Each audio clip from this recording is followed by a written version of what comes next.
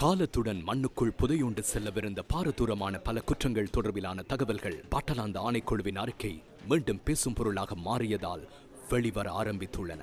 Al Jazeera அலைவரிசையின் head to head நிகழ்ச்சியின் போது முன்னாள் ஜனாதிபதி ரணில் விக்ரமசிங்கவிடம் எழுப்பப்பட்ட கேள்விகளால் 1988 ஆண்டு முதல் 1990 ஆண்டு வரை இடம்பெற்ற பாரதூரமான குற்றங்கள் தொடர்பில் மீண்டும் பேசப்படுகின்றது. ஜனாதிபதி செயலகத்தின் இருள் சூழ்ந்த அறையொன்றில் இருந்ததாக கூறப்படும் இந்த அறிக்கை அண்மையில் பாராளுமன்றத்தில் சமர்ப்பிக்கப்பட்டது. இது தொடர்பில் ஏப்ரல் மாதம் 10ஆம் தேதி விவாதம் ஒன்றை நடத்துவதற்கும் தீர்மானிக்கப்பட்டுள்ளது. பட்டலாந்த ஆணைக்குழுவின் அறிக்கையில் வெளிக்கொணரப்பட்டுள்ள பல பாரதூரமான சம்பவங்களை கடந்த சில தினங்களாக நாம் வெளிப்படுத்தினோம். இன்றும் அத்தகைய ஒரு பாரதூரமான விடயம் தொடர்பிலான தகவல்களை இந்த தொகுப்பில் வழங்குகின்றோம். ரெஜி என்று அழைக்கப்படும் ரெஜினால் சில்வெஸ்டர் வின்சென்ட் பெர்னாண்டோ இந்த ஆணைக்குழுவில் குறிப்பிடப்பட்டுள்ள முக்கிய சாட்சியாளர்களில் ஒருவராவார். ரெஜி சர்ச்சைக்குரிய பட்டலாந்த வீடமைப்பு திட்டத்தில் நடத்தி செல்லப்பட்ட வதை முகாமிற்குள் இடம்பெற்ற அநேகமான சம்பவங்களை நேரில் கண்ட ஒருவர் என்பதுடன் அவற்றுக்கு உடந்தையாக செயற்பட்டவர்களுடன் நெருங்கி பழகியவராவார். ஆணைக்குழு முன்னிலையில் அவர் ரகசிய வாக்குமூலம் ஒன்றை வழங்கியிருந்தார். பட்டலாந்த ஆணைக்குழுவின் அறிக்கையின் மேற்கோள் ஆரம்பம்.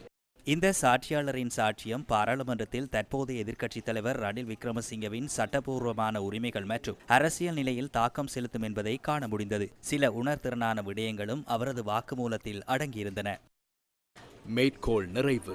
ரெஜி என்று அழைக்கப்படும் வின்சென்ட் பெர்னாண்டோ ரணில் விக்ரமசிங்க ஆணைக்குழு முன்னிலையில் ஆஜராவதற்கு சில தினங்களுக்கு முன்னர் மர்மமான முறையில் உயிரிழந்தார். எனினும் ரெஜியின் ரகசிய வாக்குமூலத்தில் வரையறுக்கப்பட்ட தகவல்கள் ஆணைக்குழுவின் அறிக்கையில் அடங்குகின்றன. ரெஜி என்று அழைக்கப்படும் வின்சென்ட் பெர்னாண்டோ என்பவர் யார்? 1980 ஆண்டு திருகோணமலை நிலாவெளியில் உள்ள இளைஞர் சபைகள் மன்ற சுற்றுலா பங்களாவின் சுகாதார ஊழியராகவும் பங்களாவின் பொறுப்பாளராகவும் ரெஜி பணிபுரிந்தார். குறித்த காலப்பகுதியில் இளைஞர் விவகார மற்றும் தொழில் வாய்ப்புகள் அமைச்சராக பதவி வகித்த ரணில் விக்ரமசிங்க குறித்த சுற்றுலா பங்களாவுக்கு பல தடவைகள் சென்று இரவு வேளையில் தங்கியிருந்துள்ளார்.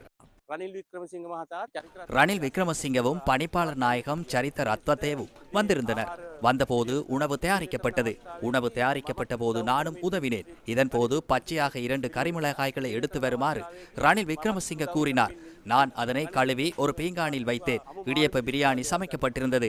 அதனை உண்ணும் போது வின்சனிடம் கேட்டார், நீங்கள் எமது சர்க்கிட்டுக்கு வர விருப்பமாகின்றார். அதற்கு விருப்பம் தெரிவிக்கும் வகையில் வின்சன் பெர்னாண்டோ தலையசைத்தார். சுமார் 15 நாட்களின் பின்னர் பட்டலந்தவிற்கு வருமாறு அவருக்கு கடிதம் கிடைத்தது.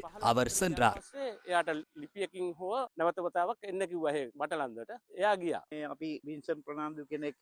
வின்சன் பெர்னாண்டோ என்பவரும் எம்முடனேயே இருந்தார். அந்த காலத்தில் ரணில் விக்ரமசிங்க அவ்வப்போது இந்த மத்திய நிலையத்திற்கு வருவார். வந்து 5-6 நாட்கள் தங்கியிருந்து செல்வார். ரணில் விக்ரமசிங்க வருவதற்கு முன்னதாக கடற்படையினர் வருகை தந்து இங்கு பாதுகாப்பு வழங்குவார்கள். ரணில் விக்ரமசிங்க வருவதற்கு முன்னர் அவரது தனிப்பட்ட பாதுகாப்பு உத்தியோகத்தர்கள் வருவார்கள். நான் அறிந்த வகையில் கோணவல சுனில் என்பவரும் வருவார். வந்து இங்கு தங்கிவிட்டு செல்வார். இவர்கள் அனைவருக்கும் வின்சென்ட் பெர்னாண்டோ என்பவரே வசதிகளை ஏற்படுத்தி கொடுப்பார்.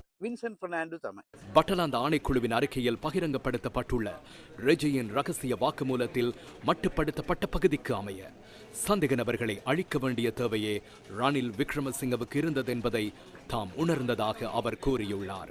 பட்டலாந்த ஆணைக்குழு அறிக்கையின் மேற்கோள் ஆரம்பம். நாசக்கார செயல்களில் ஈடுபடுகின்ற சந்தேக நபர்கள் தொடர்பில் குறிப்பிட்டு போலீஸ் அதிகாரிகளை அழைத்து கெட் தெம் அவுட், அவர்களை அகற்றி விடுங்கள் என ரணில் விக்ரமசிங்க கூறியதை அவர் செவிமடுத்துள்ளார். மேற்கோள் நிறைவு. பட்டலாந்த வீடமைப்பு திட்டத்தில் இருந்த போலீஸ் உத்தியோகத்தர்கள் கதைப்பதை தாம் செவிமடுத்ததாகவும் சந்தேக நபர்களுக்கு மரணத்தை ஏற்படுத்துவதற்கான தகவல்கள் குறித்த உரையாடல்களில் அடங்கி இருந்ததாகவும் ரெஜி ஆணைக்குழு முன்னிலையில் கூறியுள்ளார். B8, B4 மற்றும் B1 ஆகிய வீடுகளில் சந்தேக நபர்கள் தடுத்து வைக்கப்பட்டிருந்ததாக குறித்த ரகசிய வாக்குமூலத்தில் குறிப்பிடப்பட்டுள்ளது. A2/3 என்ற வீட்டை ரணில் விக்ரமசிங்க ரெஜிக்காக ஒதுக்கியிருந்தார். மேற்கோள் ஆரம்பம். குறித்த சாட்சியாளர் ரணில் விக்ரமசிங்கவிற்கு எதிராக பாரதூரமான குற்றங்களுடன் தொடர்படும் சாட்சியங்களை வழங்கியிருந்தாலும் ரணில் விக்ரமசிங்க சார்பில் ஆஜரான சட்டத்திறனிகள் சாட்சியாளரை சோதனைக்கு உட்படுத்த தீர்மானிக்காதது ஏன் என்பது ஆணைக்குழுவுக்கு வியப்பளிக்கின்றது. ரணில் விக்ரமசிங்கவிற்கு அழைப்பாணை பிறப்பிக்கப்படுவதற்கு சில நாட்களுக்கு முன்னர் இந்த சாட்சியாளர் உயிரிழந்ததாக ஆணைக்குழுவுக்கு அறிவிக்கப்பட்டது. மரணம் ஏற்பட்ட போது அவரது வயது 36 காணப்பட்டது. அவரது மரணத்திற்கான காரணம் என்னவென்பதை ஆணைக்குழு விசாரணைக்கு உட்படுத்தப்படவில்லை. காரணம், அதற்கான அதிகாரம் ஆணைக்குழுவிற்கு இருக்கவில்லை. மேற்கோள் நிறைவு.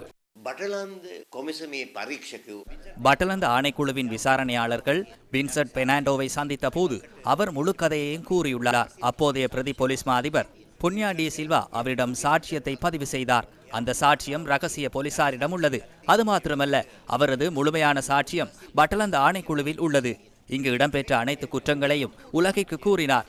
இதற்காக கிடைத்த தண்டனை என்னவென்றால் 1997 ஆண்டு அக்டோபர் மாதத்தில் ரணில் விக்ரமசிங்கவிற்கு பட்டலந்த ஆணைக்குழு முன்னிலையில் சாட்சியம் அளிப்பதற்காக வருமாறு அறிவித்தல் கிடைப்பதற்கு 3 நாட்களுக்கு முன்னர் 36 வயதான வின்சென்ட் பெர்னாண்டோ திடீரென உயிரிழந்தார். பட்டலந்த ஆணைக்குழுவின் அறிக்கை பாராளுமன்ற விவாதத்துடன் முடிவுக்கு வருமா? இல்லாவிடில் இடம்பெற்ற பாரதூரமான குற்றம் தொடர்பில் சட்டம் நடைமுறைப்படுத்தப்படுமா?